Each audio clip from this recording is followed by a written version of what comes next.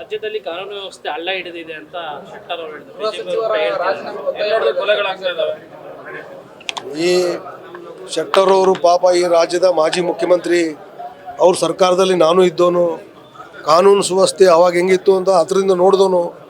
ಇವತ್ತು ಕಾನೂನು ಸುವ್ಯವಸ್ಥೆ ನಮ್ಮ ಸರ್ಕಾರದಲ್ಲಿ ಭಾಳ ದಕ್ಷವಾಗಿ ಜಿ ಪರಮೇಶ್ವರ್ ಅವರು ಮಾಡ್ತಾ ಇದ್ದಾರೆ. ಅದನ್ನು ನಮ್ಮ ಮುಖಂಡರಾಗಿರ್ತಕ್ಕಂಥ ಮುಖ್ಯಮಂತ್ರಿ ಆಗಿರ್ತಕ್ಕಂಥ ಸಿದ್ದರಾಮಯ್ಯನವರು ಸಹ ಪರಿಶೀಲನೆ ಮಾಡೋದ್ರ ಮುಖಾಂತರ ಕಾನೂನು ಸುವ್ಯವಸ್ಥೆ ಕರ್ನಾಟಕದಲ್ಲಿ ಭಾಳಷ್ಟು ಅಚ್ಚುಕಟ್ಟ ರೀತಿಯಲ್ಲಿ ನಡೀತಾ ಇದೆ.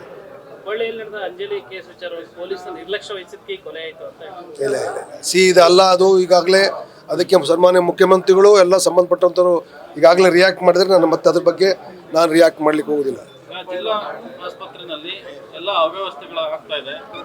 ಕೇಂದ್ರ ರಿನ್ಯೂವಲ್ ಮಾಡದಿರೋದ್ರಿಂದ ಸಮಸ್ಯೆ ಆಗಿದೆ. ಸುಮಾರು ಇದು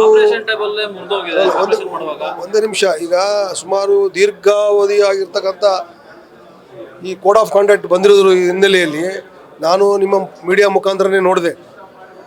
ಬ್ಲಡ್ದು ಸ್ಟಾಪ್ ಆಗಿದೆ ಅಂತ ಈಗಾಗಲೇ DHOಗೆ ಮೊನ್ನೆನೇ ಮಾತಾಡಿದ್ದೀನಿ. ಅದನ್ನು ಇಮಿಡಿಯೇಟ್ಲಿ ಸ್ಟಾರ್ಟ್ ಮಾಡಿ ಅಂತ ಇನ್ಸ್ಪೆಕ್ಷನಿಗೆ ಕಳಿಸಿದ್ವಿ. ಅದನ್ನು ಕೂಡಲೇ ಸ್ಟಾರ್ಟ್ ಮಾಡ್ತೀವಿ ಅಂತ ಮಾಹಿತಿ ಹೇಳಿದರೆ ಕೂಡಲೇ ನೀತಿ ಸಮಿತಿ ಮುಗಿದ ಮೇಲೆ ಎಲ್ಲೆಲ್ಲಿ ಅದು ಆಸ್ಪತ್ರೆಗೆ ಸಂಬಂಧಪಟ್ಟಂಥ ಮುಖ್ಯವಾಹಿನಿ ತರ್ತಕ್ಕಂಥ ಕೆಲಸ ನಾವು ಮಾಡ್ತೀವಿ.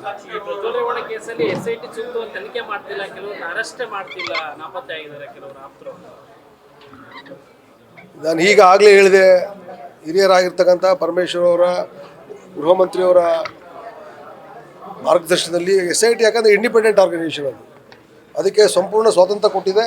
ಅವರು ಸಮರ್ಥವಾಗಿ ಮಾಡ್ತಾ ಇದ್ದಾರಲ್ಲ, ಸಮರ್ಥವಾಗಿ ಇದಕ್ಕೆ ಕೇಂದ್ರ ಸರ್ಕಾರ ನಮಗೆ ಸಹಕಾರ ಕೊಡ್ತಾ ಇಲ್ಲ.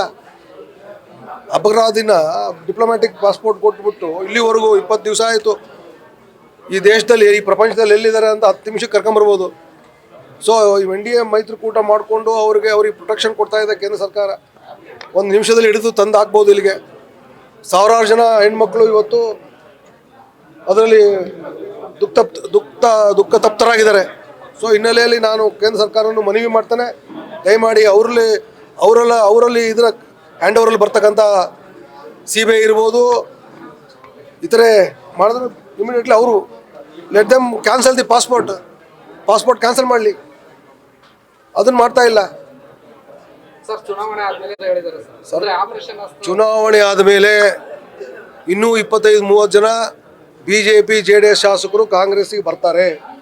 ಇನ್ನೂ Congress will become more powerful ಈಗಿರೋದಕ್ಕಿಂತ.